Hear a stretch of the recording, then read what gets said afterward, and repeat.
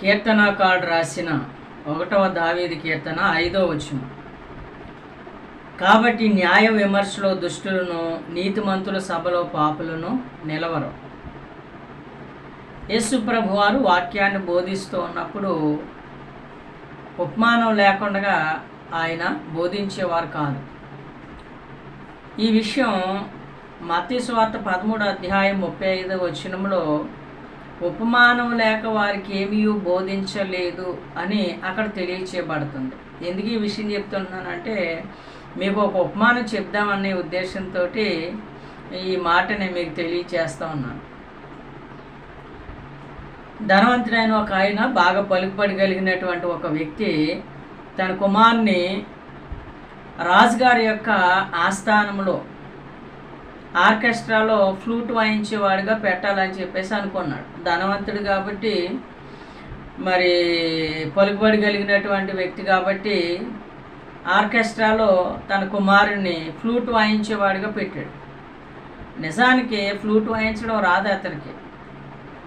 అయితే నోటి దగ్గర ఫ్లూట్ పెట్టుకొని చేతులు మాత్రం కదిలించేవాడు.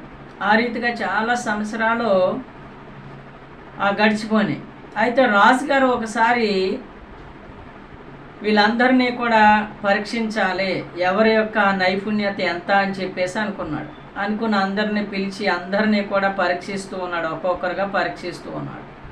ఆ సమయంలో ఈ ఫ్లూట్ వాయించేటువంటి ఆయన వచ్చి నోరెళ్ళబెట్టాడు. వెంటనే రాజుగారు కోప్పడి వారిలో నుంచి అతన్ని బయటికి పంపించి వేశాడు. అంటే కీర్తనాకారుడు 1వ దావీదు కీర్తన 5వ వచనంలో తెలియచేయబడినటువంటి వాక్య భావం ఏమిటంటే, చాలామంది అబద్ధమాడడం రాదు, మోసం చేయడం రాదు, అలాంటి వాళ్ళు అంటే మాకు ఇష్టం ఉండదు అని చెప్పేసి చాలామంది అంటూ ఉంటారు. కానీ చేసేవి అవే పనులు. అంటే వాళ్ళను వాళ్ళు మోసం చేసుకుంటున్నారని అర్థం. రాజుగారు ఆస్థానంలో ఉన్నటువంటి ఆర్కెస్ట్రాని పరీక్షించినట్లుగా దేవుడు కూడా ఒకానొక దినాన మనల్ని కూడా పరీక్షిస్తాడు. అప్పుడు నీతిమంతుల నుండి అనీతిమంతుల్ని వేరు చేస్తాడు. కాబట్టి మన జీవితం యథార్థమైనటువంటిదిగా ఉంటే దేవుడు మనలను, మన కుటుంబాన్ని దీవిస్తాడు.